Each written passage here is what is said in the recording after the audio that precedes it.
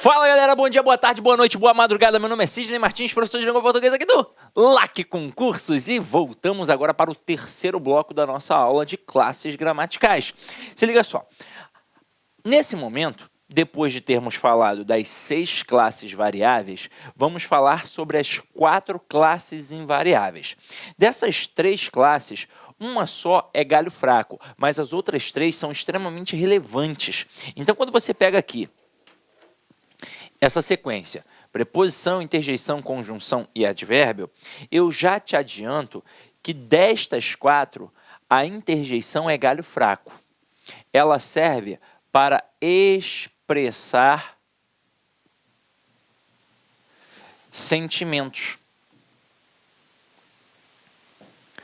Quais são as famosas interjeições? Ai, ui, ó, meu Deus, e por aí vai. É galho fraco porque não cai basicamente em provas. E quando cai, é assim. Maria estava fazendo maionese para sua mãe, cortando os legumes, quando de repente, sem perceber, cortou o dedo e gritou, ai! Aí vai perguntar, que tipo de sensação foi expressa na fala de Maria, no grito de Maria? Aí, obviamente, você vai dizer dor, e você vai perceber que a interjeição sempre vem acompanhada de um ponto de exclamação. Esse ponto serve exatamente para demonstrar essa externalização do sentimento. Mas isso aqui, ó, galho fraco. Já as outras 3 são extremamente importantes. Pega aqui comigo. Para que serve uma preposição? Ela serve para ligar palavras. Vai anotando, porque eu vou precisar tirar, colocar outra parada, voltar. Então, os conteúdos você vai anotando. Só que agora eu vou perder um tempinho falando bem sobre a preposição. Quando você tem a preposição, você tem que saber que tem as preposições essenciais e que você precisa dominar. Isso serve basicamente para quê? Serve para trabalhar regência, tanto verbal quanto nominal, pois são termos que vão exigir preposições. E aí, quando você pega a preposição em si, você tem que gravar as preposições. Vamos lá, ó. Tá aqui, ó. Preposições. A, ante, até, após, com, contra, de, em, para, perante, por, sem, sob, trás, sem, sobre, trás, trás. Vou botar aqui 2 vezes, pois é um refrãozinho. Isso aqui, quando você vai estudar regência, é extremamente importante, mas é bom saber agora, ó. Para gravar, eu aprendi isso lá no ensino fundamental, no ritmo de Jingle Bell. Jingle Bell não, perdão, no ritmo de Escravos de Jó. Lembra aquilo, ó? Escravos de Jó jogavam caxangá. É nesse esquema, ó. Era assim, ó. A, ante, até, a... Ó, faltou o acentozinho aqui, ó.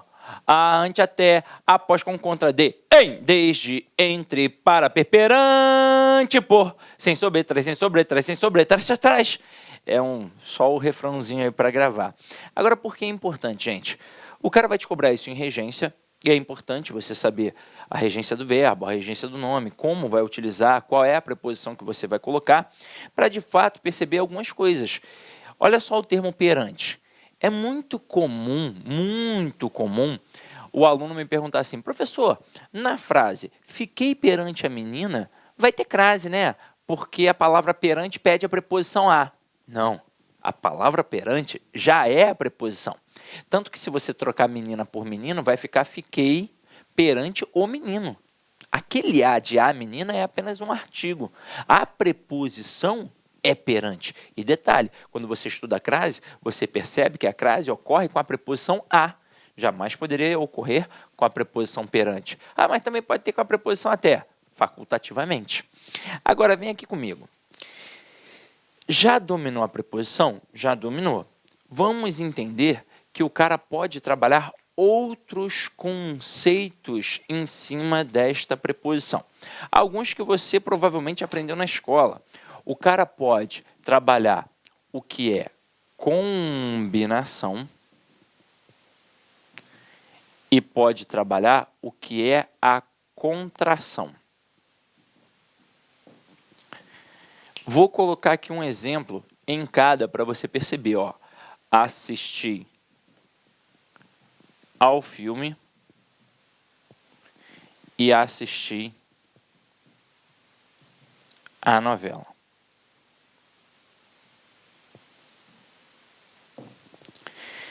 O que é o processo de combinação feito pela preposição? É quando a preposição se combina a uma outra classe gramatical sem perda e sem alteração fonética. Então, você vai conseguir, de forma explícita, visualizar as duas classes quase que isoladamente. Então, aqui, ó, quando você pega esse ao, o que é o a? É a preposição que foi exigida pelo termo anterior. Afinal de contas, o verbo assistir aqui está empregado no sentido de presenciar, de ver. E neste contexto, quem assiste, assiste a alguma coisa. Então, aqui ó, é uma preposição que foi exigida pelo termo anterior. E este o? Este o é um artigo admitido pelo substantivo filme. Então, eu tenho duas classes e eu visualizo as duas de forma explícita. Agora aqui, assistir à novela. Você vai perceber que aqui tem um acento grave, indicativo do fenômeno da crase, que é exatamente da fusão entre duas vogais idênticas. No caso, A mais A. O A, preposição, que foi exigido pelo termo anterior, pois quem assiste a alguma coisa, então esta preposição foi exigida pelo termo anterior, e o A, artigo, que foi admitido pelo substantivo feminino novela. Nesse momento, então, você vai perceber que a contração vai ter uma perda ou uma alteração fonética. Então, vai ser um processo de fusão, um processo de aglutinação. Haverá ali duas classes gramaticais, mas você não vai conseguir enxergar de forma explícita. E aí, o avaliador é esperto. Ele pode, de fato, trabalhar essa nomenclatura. Hoje, você já domina, mas ele pode trabalhar essa questão, este conceito, mas sem colocar expressa a nomenclatura. Então, ele vem e coloca assim, ó, Sidney gostou do sorvete. Destaca essa estrutura do sorvete e pergunta quantas classes gramaticais tem ali. Aí, o candidato desatento vai fazer o quê? Duas classes. Tem preposição mais substantivo. Só que aqui ó, tem três classes gramaticais. Tem sorvete, que é o núcleo deste objeto indireto. No futuro, na aula de transitividade verbal, você vai aprender isso melhor. Que é um substantivo. E esse do é a contração, a fusão, a aglutinação de duas classes gramaticais. No caso, a preposição de e o artigo o. Então, temos aqui ó, três classes gramaticais. Até aí, tudo bem? Então, vamos lá.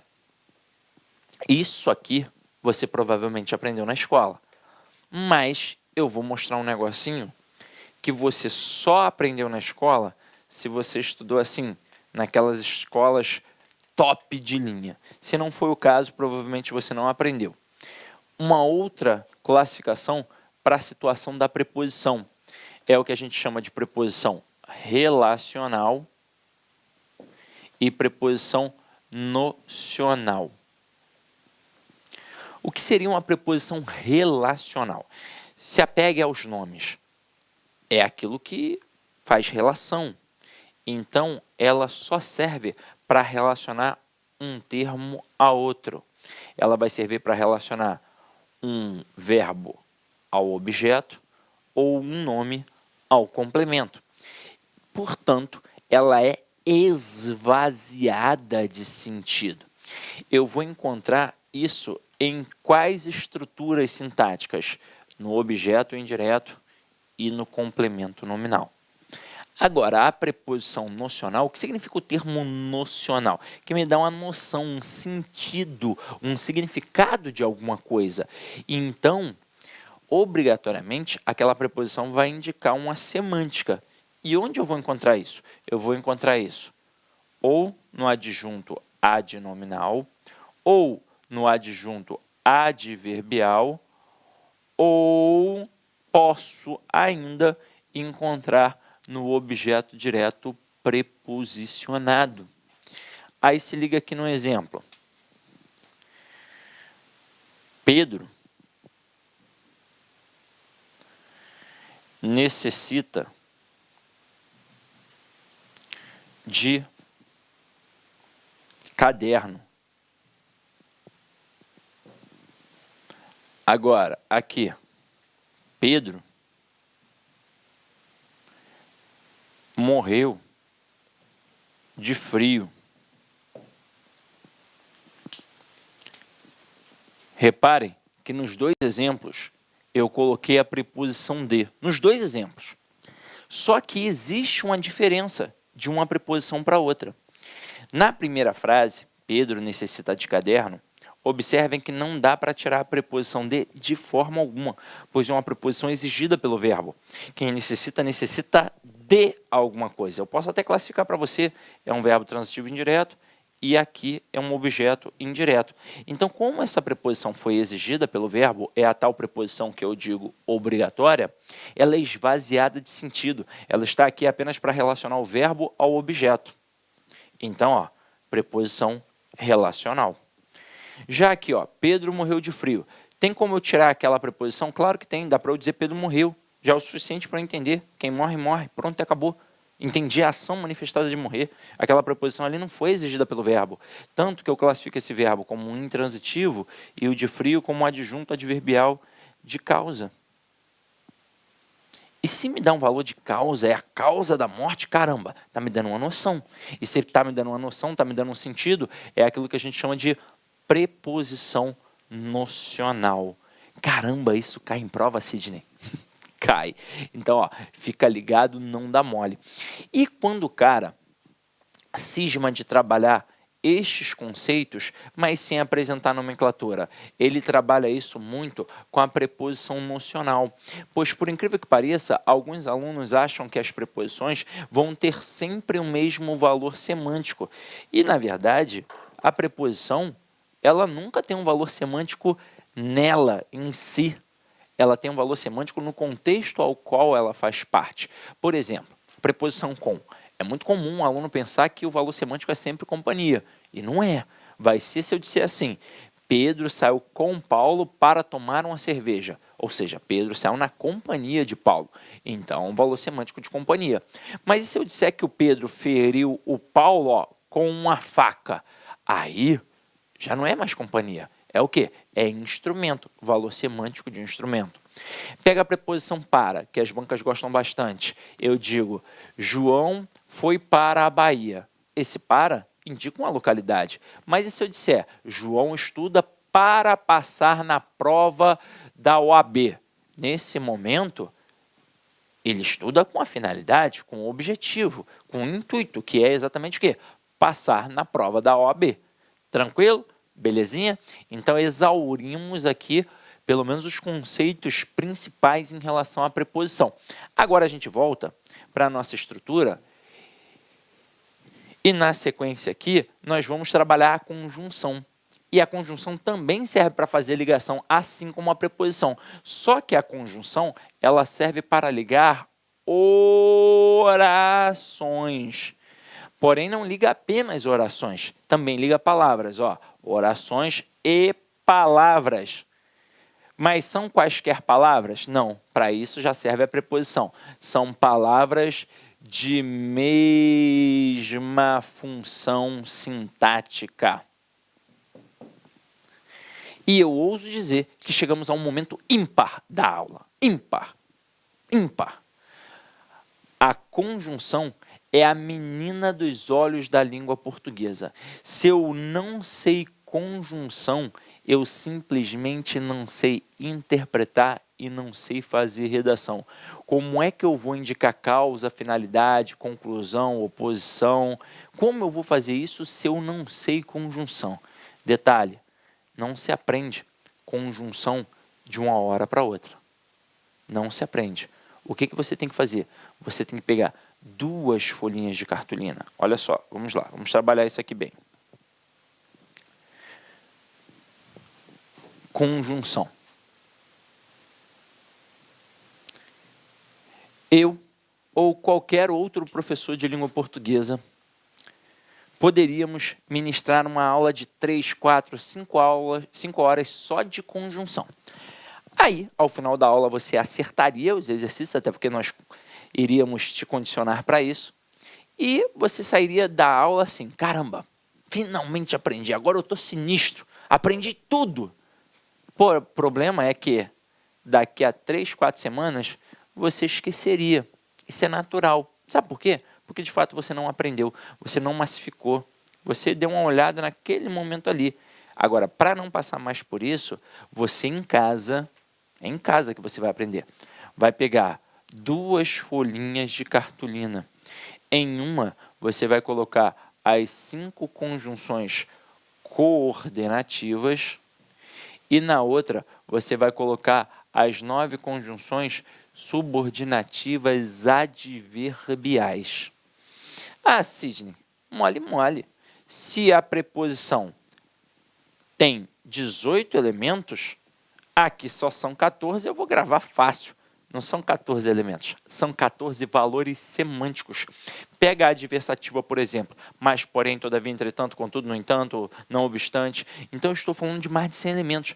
Ninguém grava mais de 100 elementos de uma hora para outra. Ninguém grava mais de 100 elementos de uma hora para outra. Então, obrigatoriamente, você tem que colocar isso numa folhinha de cartolina. Detalhe, não é imprimir e colar, não. É transcrever, é copiar. Está mais do que provado que o processo de aquisição do conhecimento da língua está diretamente ligado ao processo de escrita. Então, quanto mais você escreve um conteúdo, mais você massifica o conceito daquele conteúdo. E detalhe, a conjunção é a base da argumentação na língua portuguesa. E desses 14 valores semânticos, 12 são individualizados e 2 são conjuntos, que é a base da argumentação. E que valor conjunto é esse? É o valor da oposição. O valor da oposição. Dentro da oposição, eu tenho uma conjunção que é coordenativa e outra que é subordinativa adverbial. Quem vai ser a coordenativa? A adversativa. Quem vai ser a subordinativa adverbial? A concessiva. As duas indicam oposição. Então, caramba, tem de haver uma diferença entre elas. A diferença é que a adversativa serve para enfatizar. E a concessiva serve para minimizar. Foi isso que aconteceu com um tal professor de direito que errou a questão jurídica por desconhecimento linguístico. Mas, Sidney, eu continuo sem entender também. O que é esse negócio aí de enfatiza, minimiza? Então, vamos lá. Se a conjunção adversativa serve para enfatizar o argumento, significa que ela deixa o argumento forte. E se a concessiva serve para minimizar o argumento, significa que ela deixa o argumento fraco. Vou fazer 2 pequenas analogias para que vocês possam entender isso. Uma na base da brincadeira, para gravar, não esquecer, e outra bem mais séria. Primeiro na base da brincadeira. Imagina você, mulher que está em casa solteira. Solteira. Aí, há mais de 1 ano, há 2 anos, está solteira. Aí eu chego e digo assim para você, Poxa, minha querida, eu tenho um amigo para te apresentar. Eu tenho certeza absoluta que você não vai vir com aquela conversa fiada. Não, agora não, porque agora eu sou concurseira, meu coração está fechado, só depois que eu for empossada por caô. Caô. A gente sabe que é caô. Se eu falar que eu tenho um amigo para te apresentar, você vai ficar curiosa. Você vai querer saber como é que o cara é. Vai me encher de perguntas. Tá, Sidney, beleza. Mas o que o cara faz da vida? Trabalha com o quê? Ele mora onde? Ele, é bonito, é feio?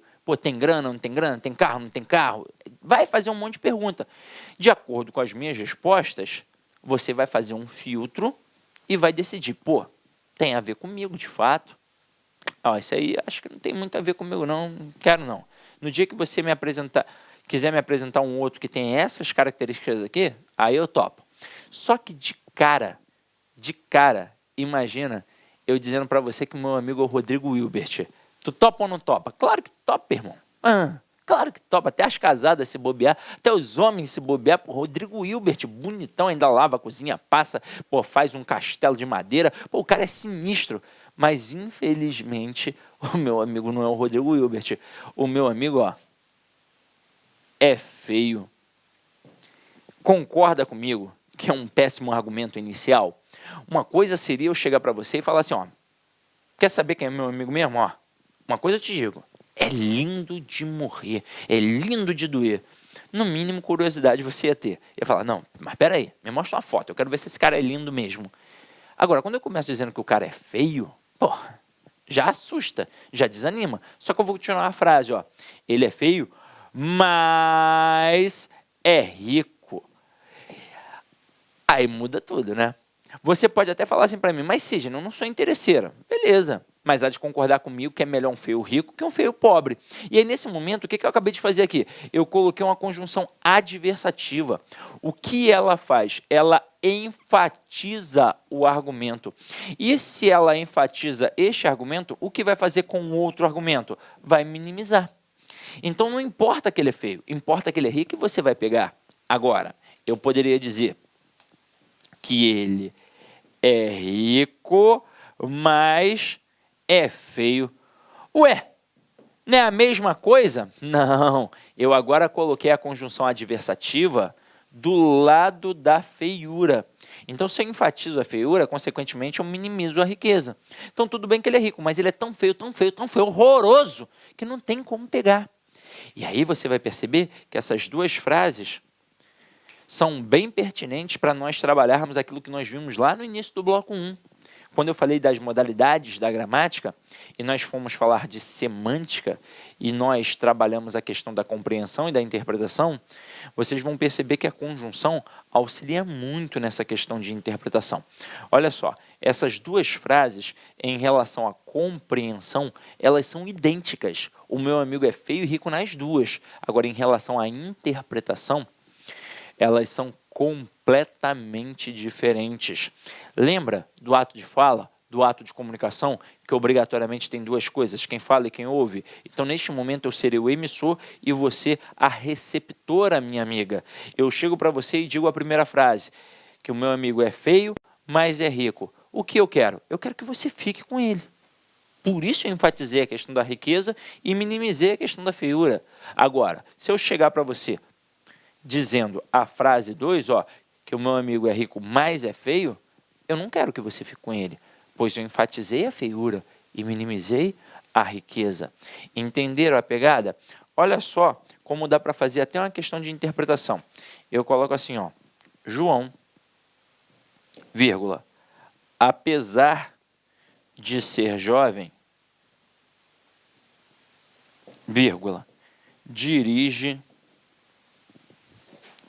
muito bem.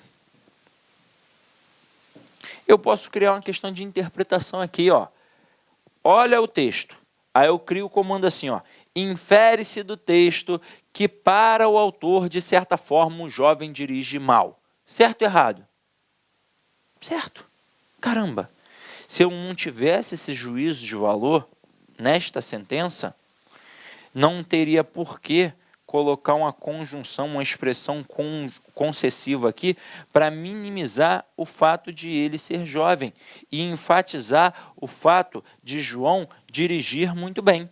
Se não tivesse esse julgo de valor de que o jovem dirige mal, a frase seria apenas João dirige muito bem, sem este adendo aqui, apesar de ser jovem.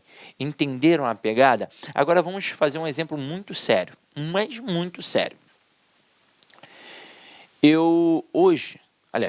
Hoje não, já faz algum tempo, você deve ter percebido que o Brasil passa por uma situação muito conturbada, politicamente, economicamente, socialmente, né? A coisa tá feia.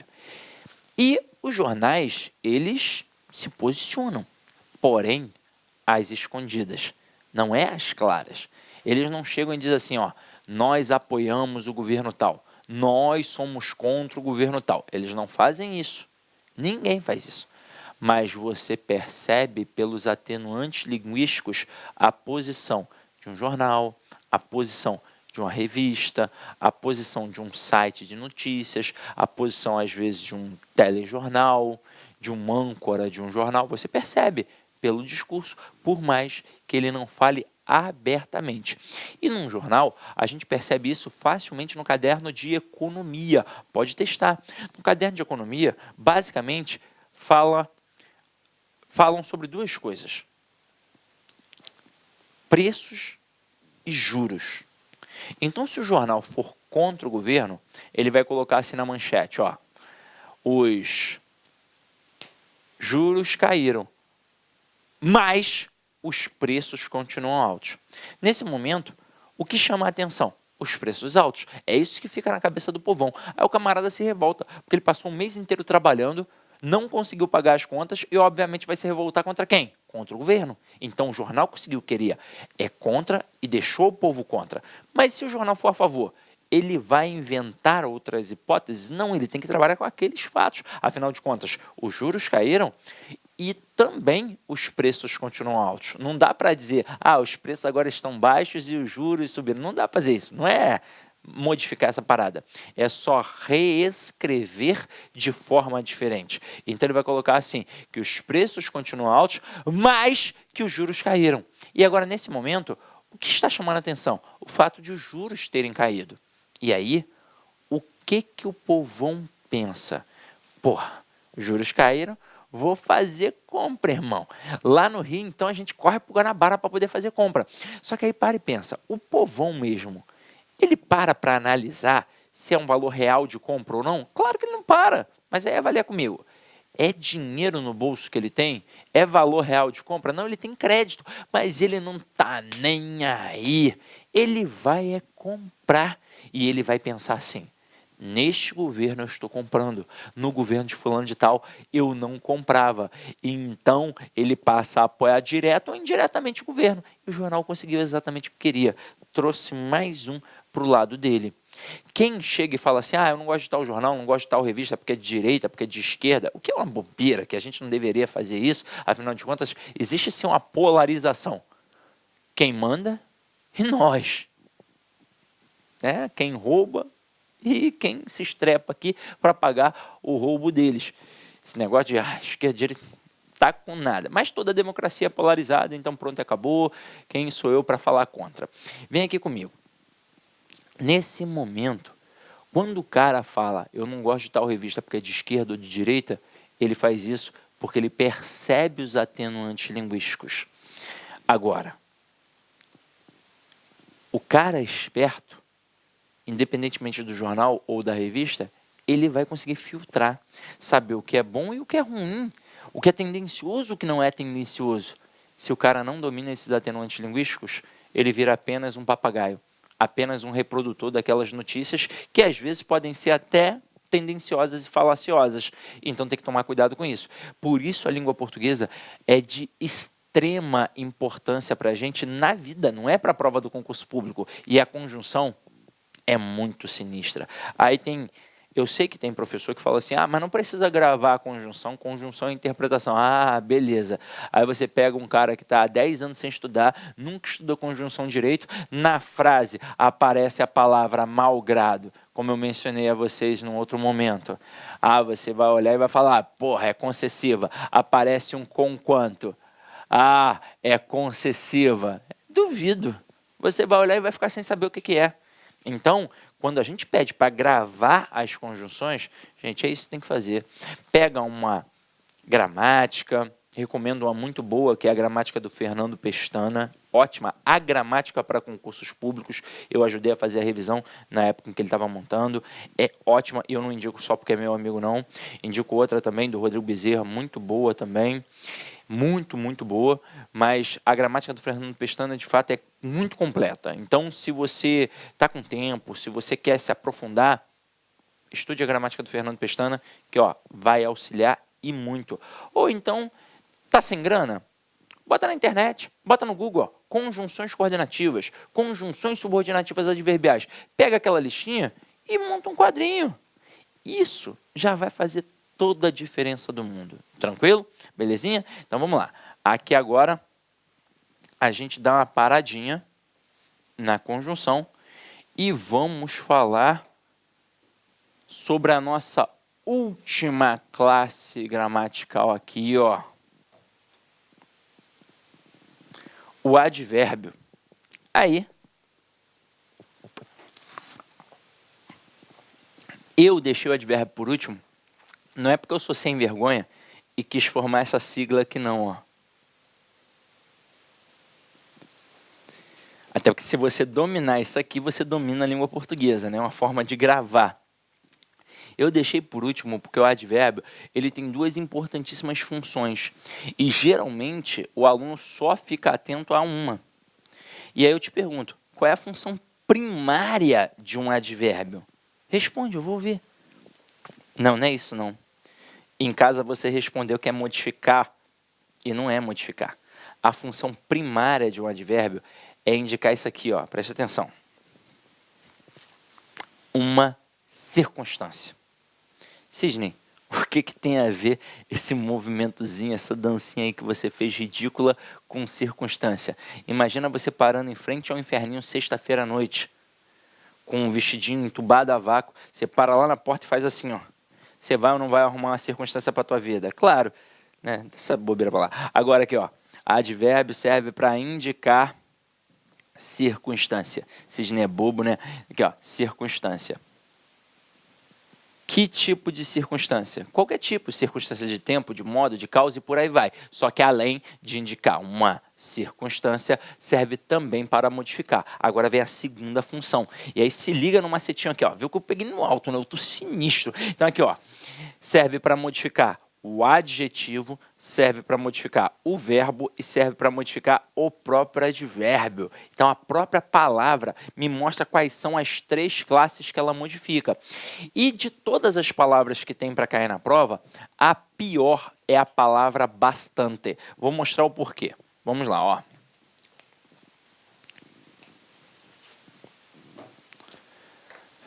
Bastante, que se assemelha à palavra muito.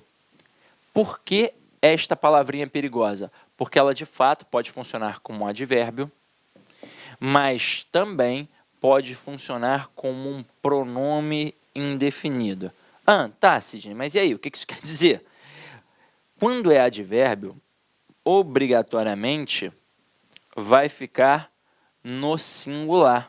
Não importa se o resto da frase está no plural, eu vou ter que colocar bastante e muito. Agora, quando é pronome indefinido, pode ir para o plural. Não significa que vá sempre para o plural. Significa que pode ir. Vai depender do outro elemento. E aí, com isso, nós vamos perceber que o processo é extremamente de relação. A forma como esses termos se relacionam às outras classes gramaticais. Mas olha como é que é simples. Bastante e muito, e bastante é mais sinistro. Eu sei porque eu vejo as pessoas falando no dia a dia e elas ficam na dúvida em algumas frases e ficam assim, ai meu Deus, é bastante ou é bastantes? Eu vejo que as pessoas ficam assim. Então se liga só, ela não modifica o adjetivo, o verbo e o próprio advérbio. Então, para que funcione como um advérbio, tem que estar ligado a três classes. Tem que estar ligado a um adjetivo, a um verbo ou a um próprio advérbio. Agora, esse cara aqui não é um pronome? Diz para mim, o pronome trabalha para quem? Pronome. E quem é um nome na língua portuguesa? é o substantivo. É assim que funciona. Agora, existe um outro macetinho, mas antes de mais nada, eu vou falar assim contigo. Não é tanta coisa para gravar, não. Na verdade, você tem que gravar isso, ó. Tá ligado a substantivo, então é pronome. E se não tiver ligado a substantivo? Ah, então com certeza é advérbio. Pronto, e acabou. Agora, macetinho do numeral. Lembra que eu falei que o numeral era galho fraco? Agora ele vai ter serventia para um macete. O número é variável ou invariável? Ele é variável. Então, se eu conseguir colocar um número na lacuna, eu vou ter um pronome indefinido. Se eu não conseguir colocar um número na lacuna, eu vou ter um advérbio. Para não esquecermos, vamos utilizar o número do filme do Rodrigo Santoro, naquela época que ele estava bonitão, saradão. Então, ó, o filme 300. Se eu consigo colocar o 300, significa que eu tenho ali um pronome indefinido. Se eu não conseguir colocar um número 300, significa que eu tenho um advérbio.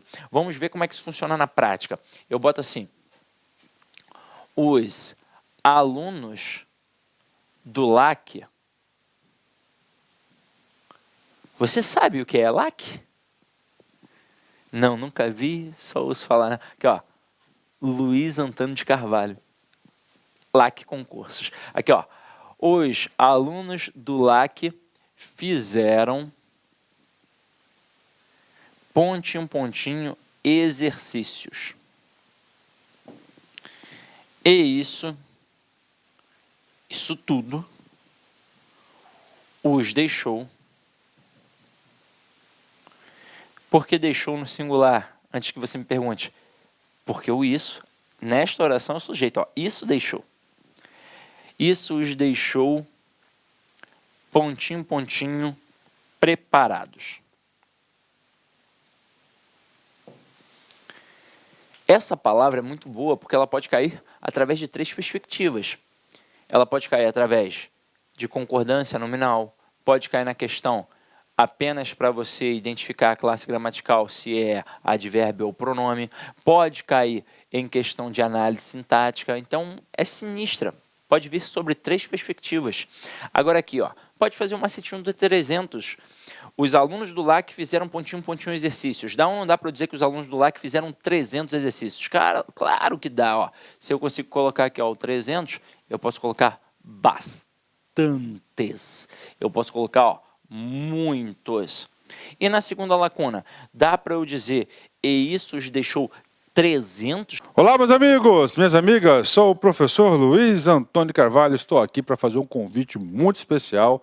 Você que assistiu aí uma pequena parte de uma aula nossa demonstrativa aqui da LAC Concurso para o nosso curso específico, nosso curso focado para a Polícia Civil do Estado do Espírito Santo 2019. É isso mesmo, dia 28 de dezembro de tal foi publicado. E claro, nós aqui da LAC Concursos, há quase 10 anos no ar aí, atendendo diversos cursos online, diversos concursos aí no Brasil todo, através dos nossos cursos online, não poderíamos ficar de fora.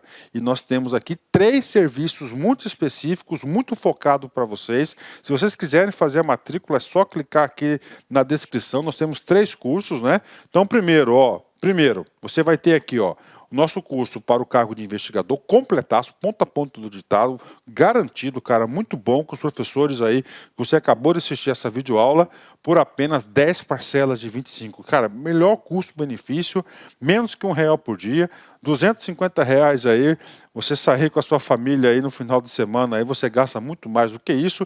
Isso aqui você pode ter certeza que vai ser o seu melhor investimento da sua vida, né? Melhor investimento da sua vida. Nós temos mais 2 cursos específicos para a Polícia Civil. Nós temos aqui o curso para auxiliar, tá? Auxiliar de perícia médico legal, completo, ponto a ponto digital, apenas 10 parcelas de 20.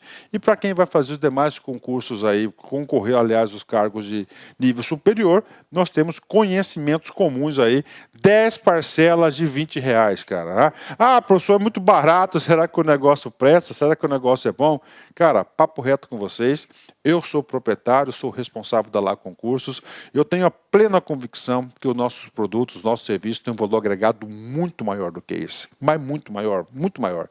Só que 10 anos atrás, quando a gente prospectou o LAC Concursos, a gente queria socializar o conhecimento, a nossa proposta era oportunizar grandes aí oportunidades aí para todos os concurseiros do Brasil todo através da internet. Bacana, meus amigos. Então, espero vocês aqui na Lá Concursos. Forte abraço, fique com Deus.